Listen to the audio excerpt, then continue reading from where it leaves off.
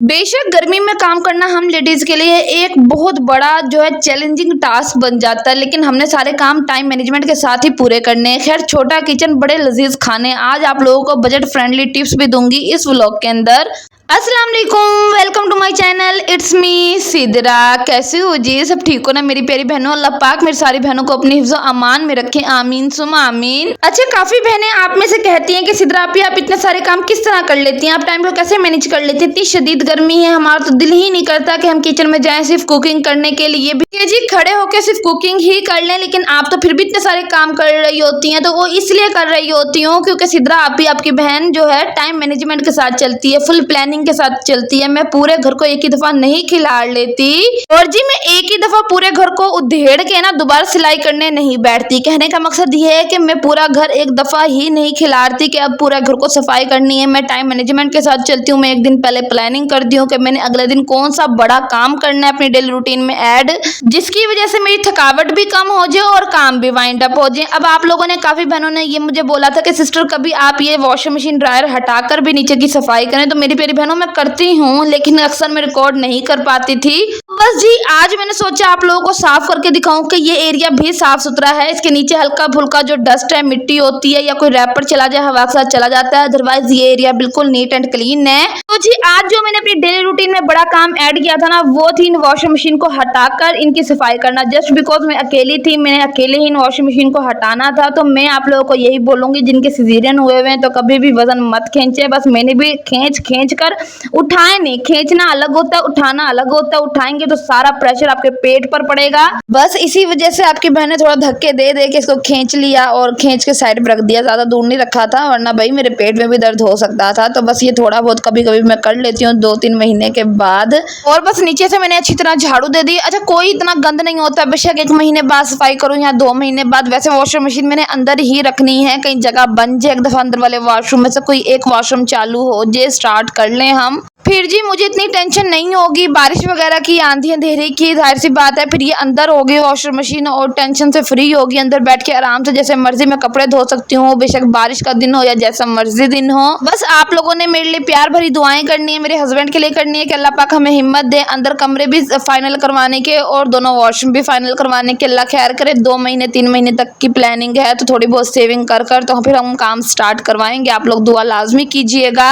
इतने से काम में काफी ज्यादा टाइम लग गया था। जाहिर सी बात मैं अकेली थी, कैमरा ही मैं ही सेट कर रही थी और बाकी काम भी मैं ही कर रही थी। जाहिर सी बात है मैंने रिकॉर्डिंग भी करनी थी। और मैं आप लोगों को एक बात बता दूं, जब आप लोगों ने इस टाइप का कोई काम शुरू करना हो ना, या घर का कोई भी कॉर्नर साफ करना हो, तो भाई आप कोशिश किया करें सुबह में जल्दी उठने की, तकरीबन 6 बजे।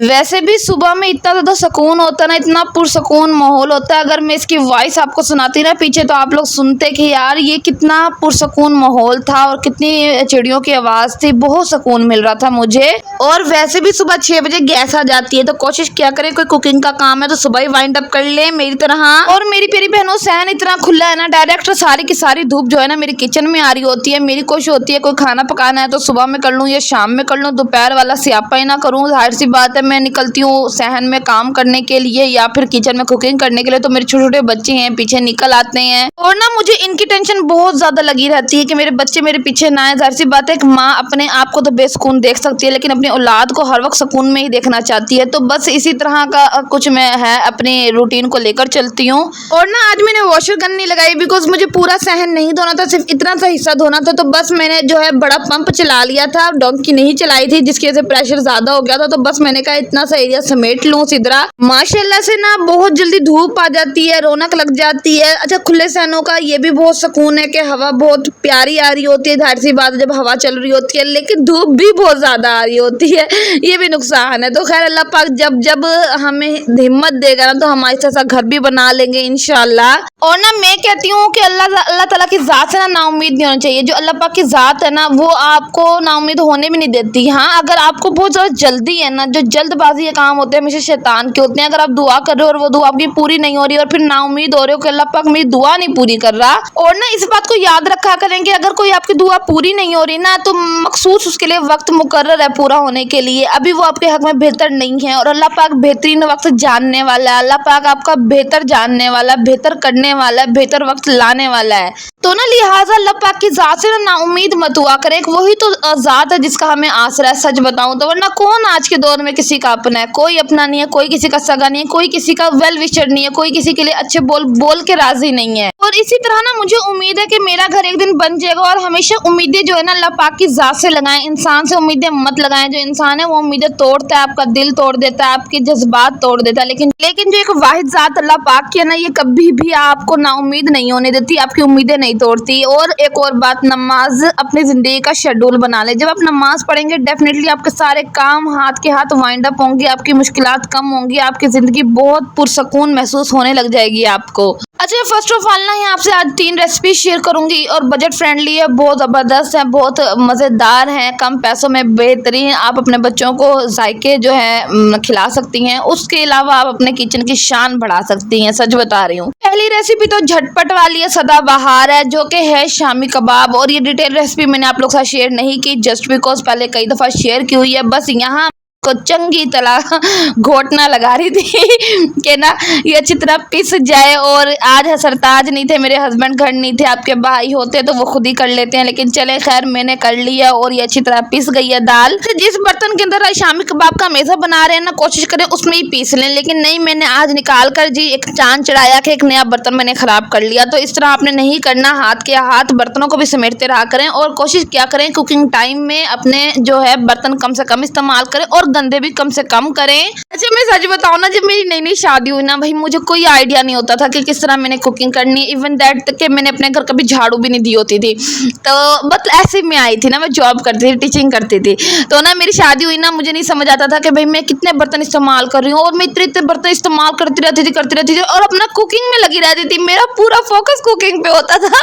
बाद में मुझे पता ही नहीं होता था यार मेरी जान के लिए कितना ज़्यादा जो है ना सिंक भर चुका है। लेकिन चले अल्लाह खैर करे, वक्त के साथ अकल आ ही जाती है। उस वक्त ना आपकी बहन को ऐसा लगता था कि भाई आधे ज्यादा दिन तो मैं बर्तन धोने में गुजार रही हूँ। और ये हर बच्ची के साथ होता है। लेकिन चले आप लोगों में से कोई कवारी बच्ची अगर हमें देख रही है तो भैया अभी से टाइम मैनेजमेंट सीख ले, थोड़ा ख्याल रखें अपना भी। अच्छा, यहाँ शामी कबाब बना के मैंने फ्रीज करने के लिए रख दिया और थोड़ा सा मेज़ा अलग रख दिया, जस्ट बिकॉज पराठों में भरती हूँ, आप लोगों को पता है। और उसके बाद मैं दोबारा किचन में आ गई। मैं बना रही थी 2 मजेदार सी रेसिपीज। आप लोग अक्सर पूछते हो कि चिकन के पराठे सिस्टर किस तरह बनाती हैं, तो बस इसी तरह मैंने जी फ्राई किया है घी के अंदर शिमला मिर्च, बंद गोभी और प्याज बारीक बारीक चॉप करके वो फ्राई करके। उसके बाद मैंने जो है यहाँ बॉयल किए हुए श्रेड किया हुआ चिकन ऐड कर लिया और इसके ऊपर ही सारे मैं मिसाले ऐड कर लूंगी। बस हल्का से इसे फ्राई करना, यही सारा मिसाला हम पराठों में भरेंगे।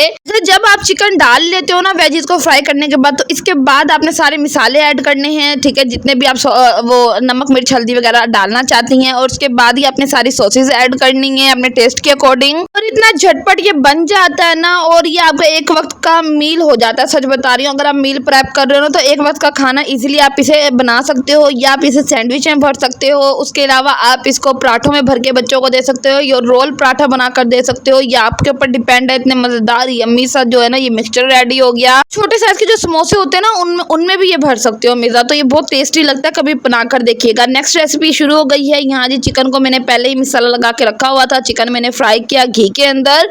जो चिकन हमने पहले पानी में बॉयल किया था ना अभी पिछली रेसिपी के लिए, उसमें थोड़ा सा मैंने यहाँ यखनी निकाल ली थी। बस ये थोड़ी सी यखनी हम चिकन में ऐड करके इसे दम लगा देंगे ताकि चिकन जो है अच्छी तरह मतलब गल जाए। यहाँ आपकी बहन बना रही है पास्ता झटपट वाला। अब मैं आप लोगों को एक और बात बताऊं, वो ये कि भाई मैंने 100 रुपए में छोटी सी शिमला मिर्च और छोटी सी बंद गोभी मंगवाई, और जब वो मेरे सामने आई तो मैं बड़ी सरप्राइज हुई, मैं बड़ी हैरतज़दा हुई। मैं अपने हस्बैंड को कहूँगा अल्लाह जी इतनी महंगाई हो गई कि इतनी नन्ही मुन्नी से जो है शिमला मिर्च और बंद गोभी दी है। तो खैर मैंने पूरी कोशिश की कि उस 100 रुपए की शिमला मिर्च और बंद गोभी में 2 रेसिपीज में बना लूं। इसके अंदर मैंने अभी चिकन की फिलिंग बनाई है पिछली रेसिपी में, और नेक्स्ट रेसिपी मैंने पास्ता बनाने लगी थी। अच्छा, चिकन फ्राई कर लिया, गल गया। उसके बाद जी इसके अंदर मैंने शिमला मिर्च, बंद गोभी और थोड़ा सा प्याज बिल्कुल बारीक चॉप करके डाला। मैं अच्छी तरह फ्राई करती हूँ, मैं बिल्कुल भी खड़े खड़े नहीं रखती वेजिस को।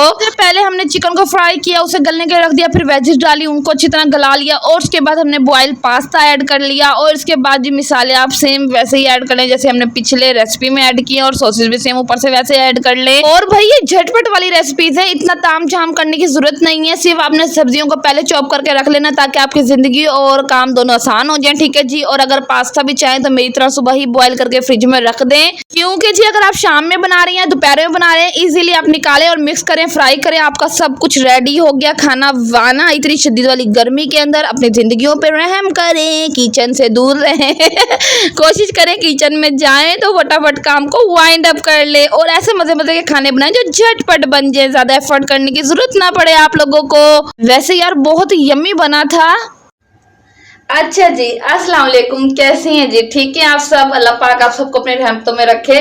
अच्छा मैं आप लोगों को एक बात करूं कि कल एक कमेंट आया हुआ था कि सिस्टर मरियम यास्मीन या यासीन इस तरह का कोई नाम था, वो पता नहीं एग्जैक्ट मैं बोल रही हूँ कि नहीं बोल रही हूँ। उन्होंने बोला कि सिस्टर मुझे एक नसीहत करें। पहले तो उनके कमेंट का रिप्लाई देते हैं। अब मैंने उनसे पूछा है कि नसीहत किस तरह की जाए, आपको बताएं, कोई टॉपिक मुझे सजेस्ट करें। तो उन्होंने कहा जो आपको बेहतर लगे। तो मेरे अकॉर्डिंग सबसे बेहतरीन नसीहत एक लड़की के लिए ये है कि आप लोग ना ज्यादा उम्मीदें मत लगाएं। जाहिर सी बात है जब आप किसी से इम्प्रेस होते हैं ना वही आपको डिप्रेस कर रहा होता है, तो बस किसी से उम्मीदें मत लगाएं। जिंदगी जो लड़की की होती है ना बहुत ज्यादा सेंसिटिव होती है और उसके दिल सबसे ज्यादा सेंसिटिव होता है, वो हर बातों को ना ऐसे दिल पे लगा लेती है। तो किसी से ना अपनी जिंदगी के अंदर उम्मीद मत लगाएं, एक लिमिट में हर रिश्ते को लेकर चलें, चाहे आप मैके में, चाहे अपने ससुराल में, शादी के बाद की जिंदगी है, शादी से पहले की जिंदगी है, लिमिटेड हर रिश्ते को लेकर चलें, ठीक है जी। और ना सफाई ना दे अपने रिश्ते को, मतलब दिखाने के लिए, अपने रिश्ते को अहमियत देने के लिए या अपने रिश्ते को प्रूव करने के लिए हद से ज्यादा सफाइयां देना भी ना आपको उस रिश्ते में डाउनवर्ड की तरफ लेकर जाना होता है। मीन्स के लोग आपको डिग्रेड कर देते हैं, लोग आपकी इमेज को, आपकी वैल्यू को बहुत तक गिरा देते हैं जस्ट बिकॉज आप हर वक्त सफाइयों में लगी रहती हैं कि भाई मैंने ये नहीं किया, मैंने ये नहीं किया, मैंने ये नहीं किया। तो रोना पीटना छोड़ दें रिश्तों में और साबित कदम रहें और ना डरना छोड़ दें। स्पेशली वो बच्चियां जो ससुराल में आकर बहुत ज्यादा डर जाती है जरा सी गलती के पीछे या जरा सी बात के पीछे, तो किसी से उम्मीद ना लगाएं फर्स्ट ऑफ ऑल। दूसरे नंबर पे सफाई मत दें, ठीक है, उतनी दें लिमिटेड जितनी जरूरत है और ज्यादा मत दें, क्योंकि आप इंसान है, झाड़ू नहीं कि आप हर वक्त सफाई करती रहेंगी।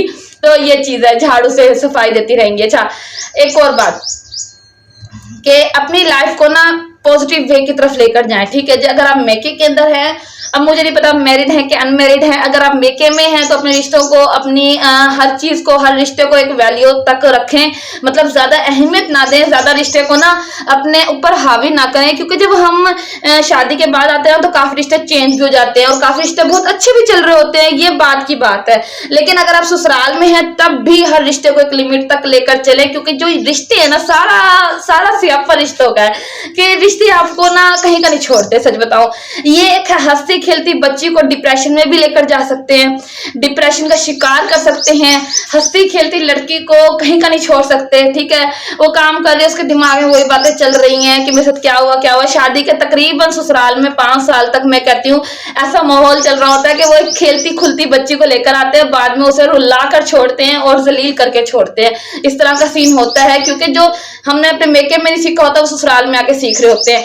तो बस इस तरह का सीन है, किसी से ज्यादा लिमिट मत उम्मीदें मत रखें, ठीक है। मेरा इन शॉर्ट कहने का मकसद ये है, अपनी लाइफ में खुश रहें, अपना फोकस शादी के बाद अपने बच्चों पर और अपने हस्बैंड पे दें, और अगर शादी से पहले है तो अपनी फैमिली पर फोकस करें और अपने भाइयों, अपनी माँ, अपने बाप से ज्यादा किसी और रिश्ते को तरजीह मत दें।